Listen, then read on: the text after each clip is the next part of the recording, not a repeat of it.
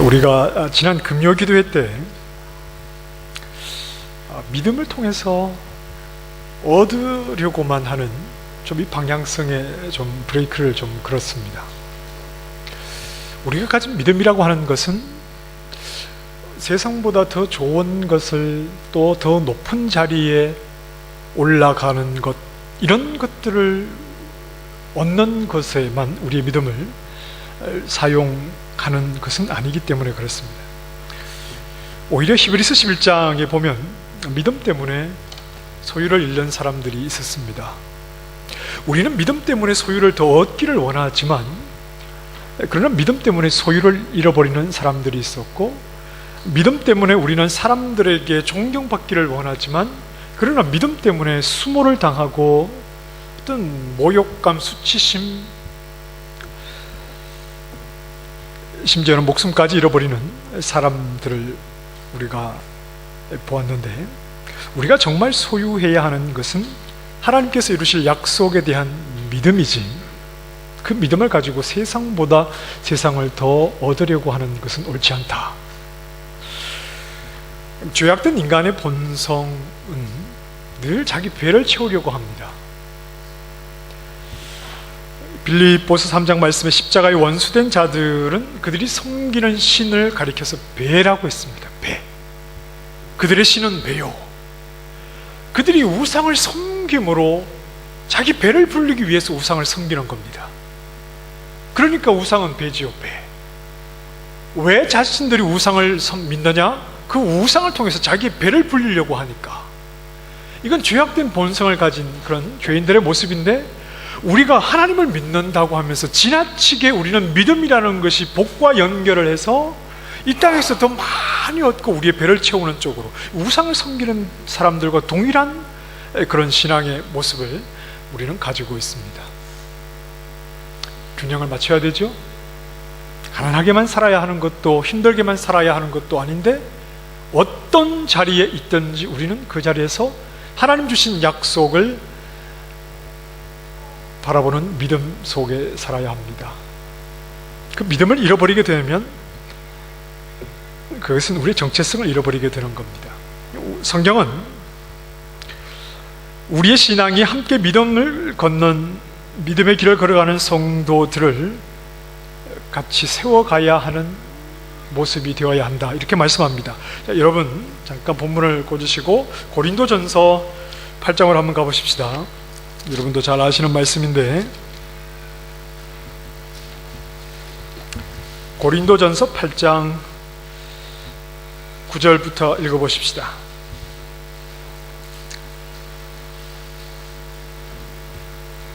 8장 9절부터 마지막까지 읽어보겠습니다. 시작.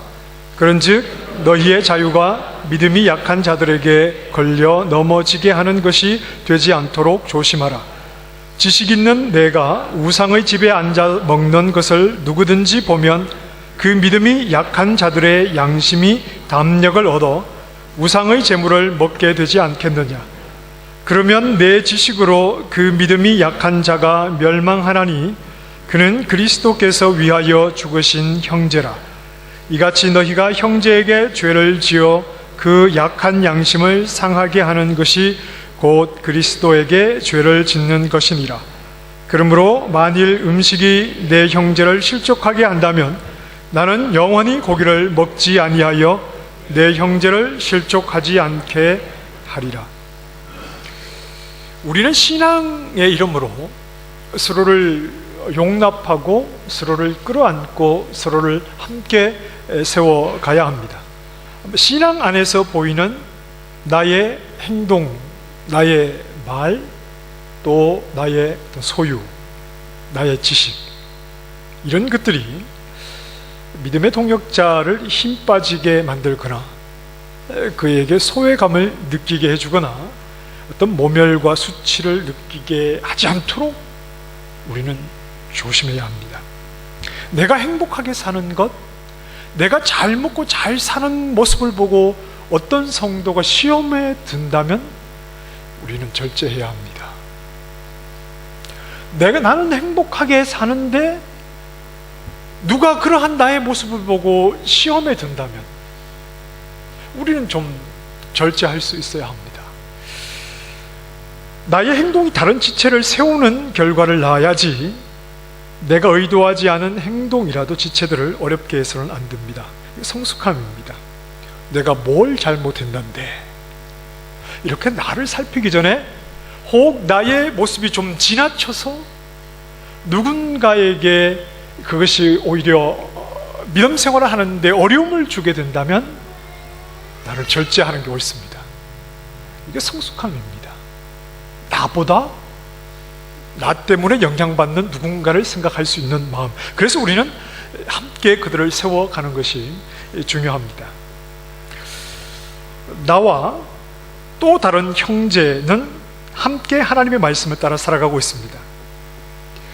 그런데 우리가 동일한 말씀에 적용을 받지만 그 적용의 정도는 각자 다를 수 있습니다.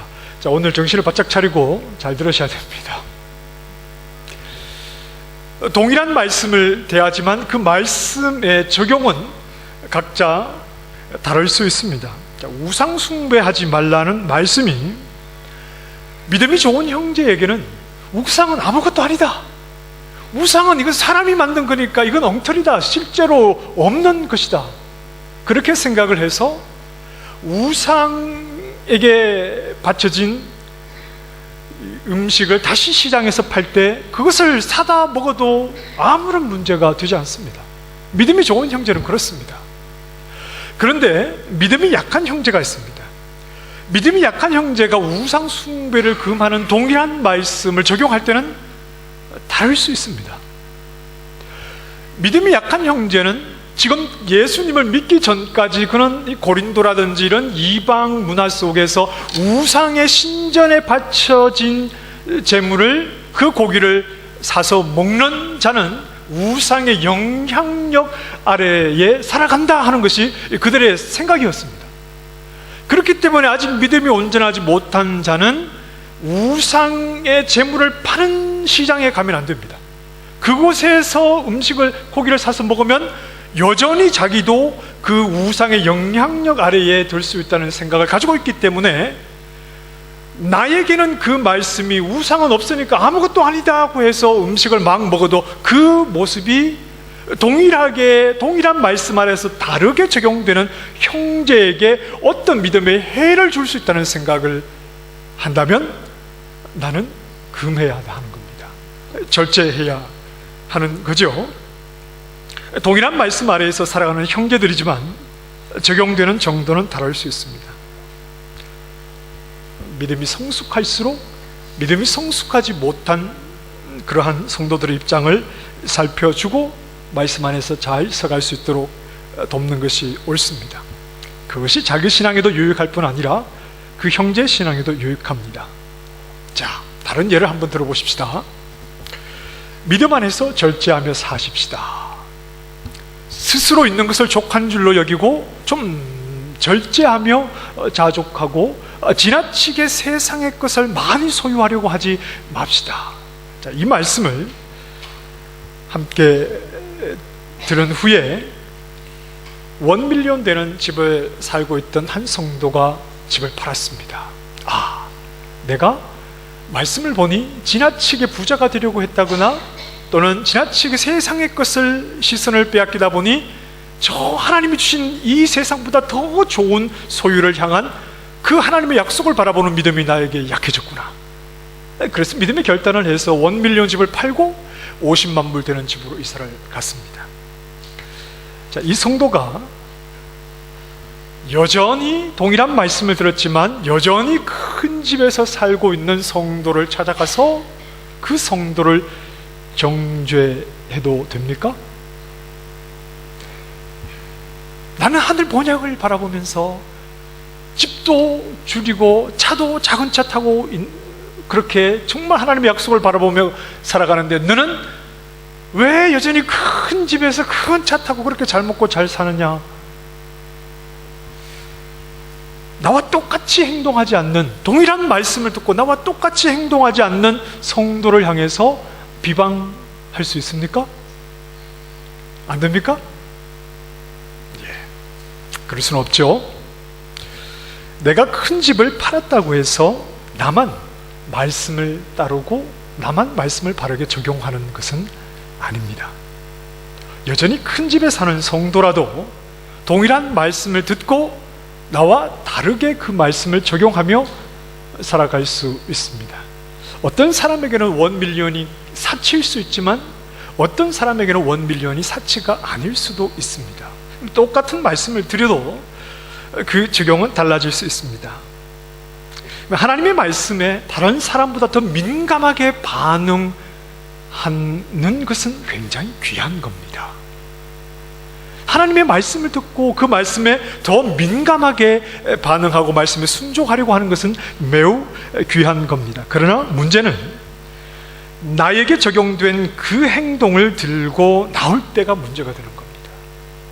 하나님의 말씀에 민감하게 반응하고 순종하는 것은 너무나 귀한데 뭐가 문제냐 하면 그 말씀을 적용한 나에게 적용된 것을 그대로 들고 나와서 너도 이렇게 적용하고 당신도 이렇게 적용하시오, 이렇게 되면 이게 문제가 된다는 말입니다.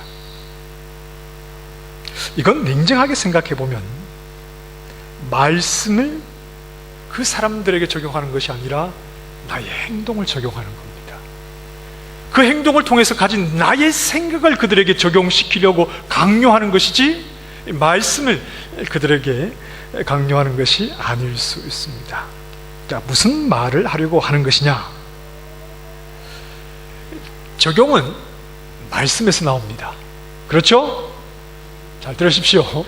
적용은 말씀에서 나옵니다. 나의 적용이 말씀보다 크지 않아요. 나의 적용이 말씀보다 크지 않아요. 내가 말씀을 적용했다고 해서 내가 그 말씀을 완성하는 것이 아닙니다. 반대로 나에게 그 말씀이 상대적으로 작게 적용이 되었다고 해서 그 말씀이 완성되지 않은 것도 아닙니다. 적용은 말씀에서 나옵니다. 내 적용이 어떠하든 내 적용이 아무리 커도 내 적용 때문에 말씀이 완성되는 것도 아니고 내 적용이 부족하다고 하더라도 그 말씀이 부족한 것도 아닙니다. 말씀보다 나의 적용을 앞세우게 되면 믿음 생활을 하면서 쉽게 빠지게 될 함정이 하나 있는데 그것은 바로 자기 의의를 드러내게 되는 겁니다. 말씀보다 나의 적용을 더 앞세우게 되면 이건 자기 의의를 내세우는 모습으로 나타납니다. 자기 의의, 그것은 자신을 앞세울 뿐 아니라 옆에 있는 사람도 죽이는 겁니다. 잘 따라오고 계십니까? 예.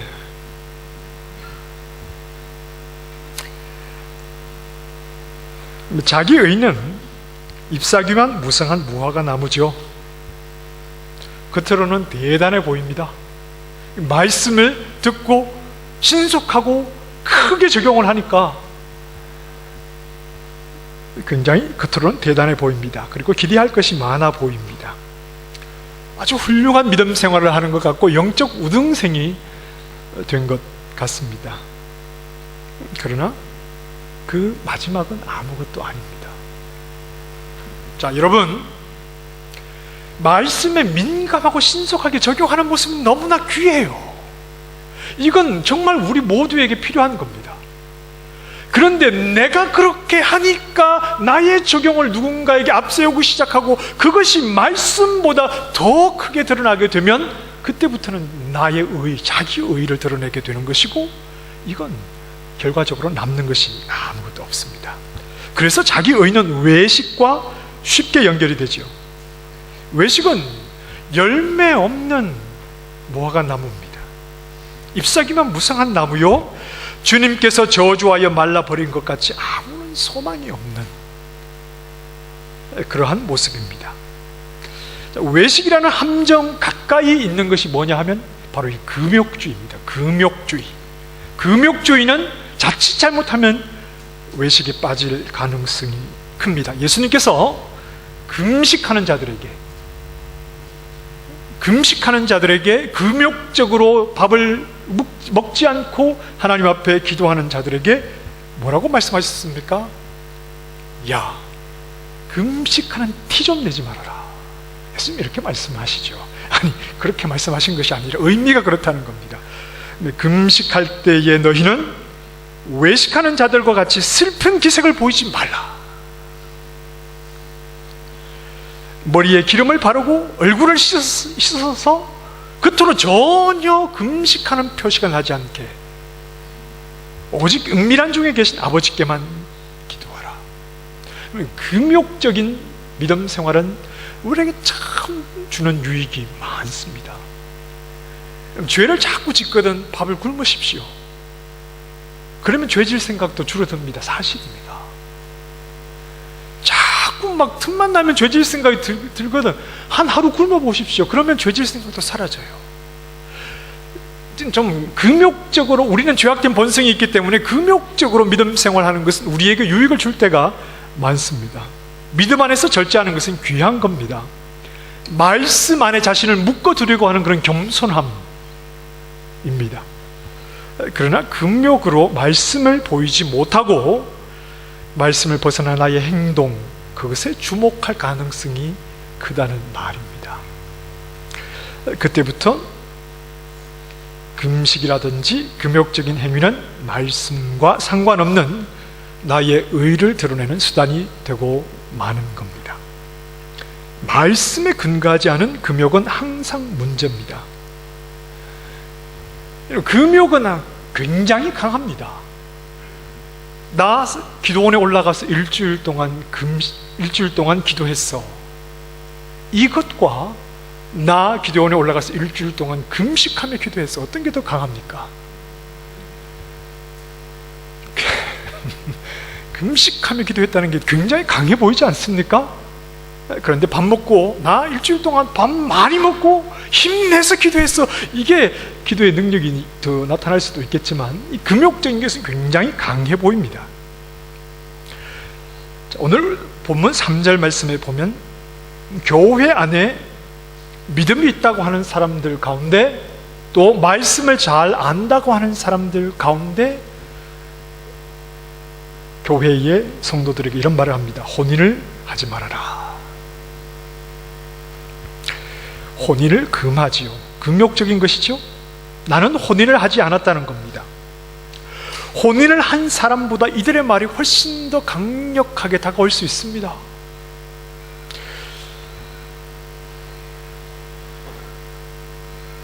그러나 내가 혼인하지 않았다고 해서 혼인을 금하는 것을 맹목적으로 강요하는 것은 옳지 않습니다.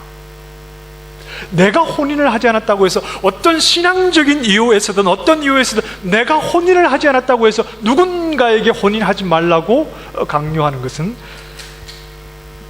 옳지 않죠. 디모데가 목회를 했던 에베소 지역은 물론 로마의 지배 아래 있지만 그 정신은 헬라 정신 아닙니까? 그 얘는 헬라적 그 이원론적인 세계관이 그들에게 들어있어서 육신은 악한 것이고 영은 선한 것이고, 그래서 구원은 육신에서 영을 꺼내주는 것이 구원이다. 육은 악한 것이니까 그렇게 생각을 했습니다. 육체는 깨끗하지 못하니까 육체가 원하는 것, 정욕이겠죠?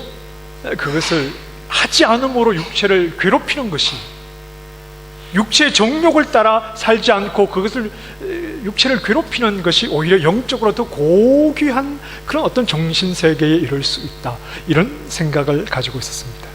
그러니까 혼인을 금해야죠. 왜냐하면 혼인을 하면 또 어떤 일이 반복됩니까? 또 육신 안에 영이 갇힌 자식이 태어나겠죠? 혼인을 할수록 계속해서 그런 상황이 반복되겠죠? 그러니 혼인을 금하자. 이것이 어떤 헬라 이원론적인 사상 가운데 가지고 있던 겁니다. 자, 교회 안에서 혼인을 금했다, 이런 잘못된 동기도 문제이겠지만, 그러나 그런 행동 자체를 강요하는 것은 어떤 신앙적인 이유를 가지고서든지 그런 행동 자체를 강조하는 것은 말씀을 앞서는 자기 자랑이 될 수 있다는 것이죠. 나는 금욕적인 삶을 살고 있다. 이어서 또 어떤 음식물은 먹어서는 안 된다. 아마 구약에서 먹어서는 안 되는 부정한 음식, 부정한 짐승들을 계속해서 먹지 말아야 한다고 주장하는 것으로 보이는데, 역시 금욕주의적인 요구입니다. 하지만 하나님의 말씀은 그 행위에 동의하지 않습니다. 4절 말씀에 하나님께서 지으신 모든 것이 선함에 감사함으로 받으면 버릴 것이 없나니.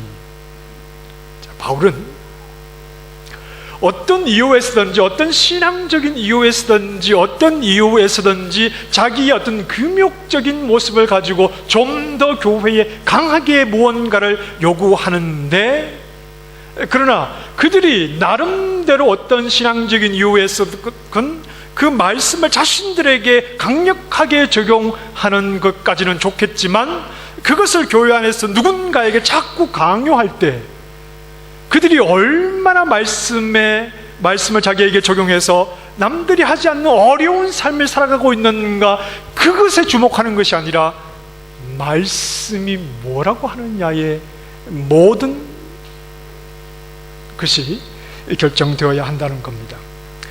하나님이 지으신 모든 것이 선함에 감사함으로 받으면 버릴 것이 없다.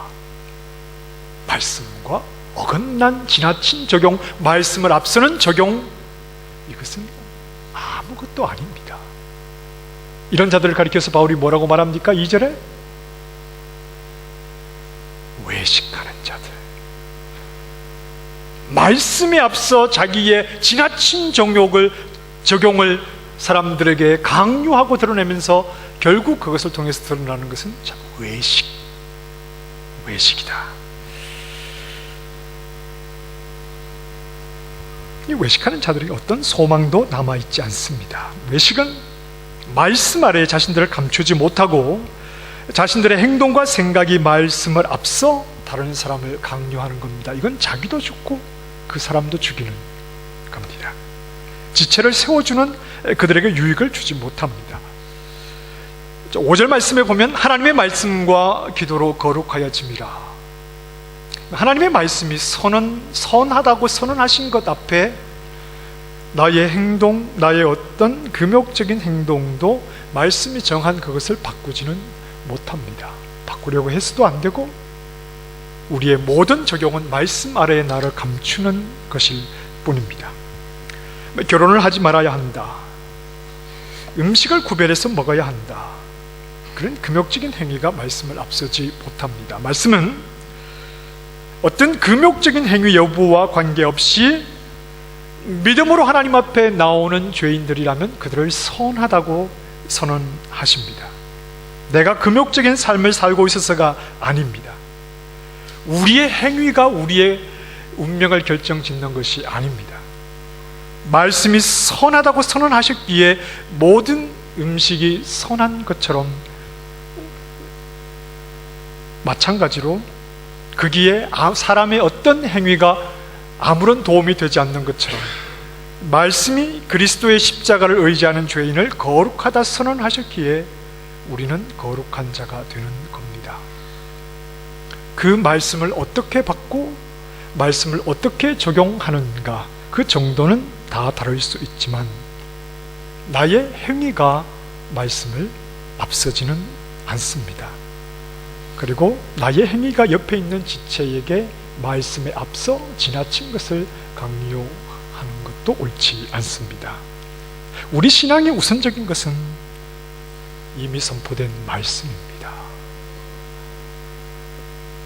말씀이 우리를 하나님 백성 되게 하고 말씀이 우리를 구원하는 것이지, 그 말씀을 적용한 내가 말씀을 완성하는 것 아닙니다.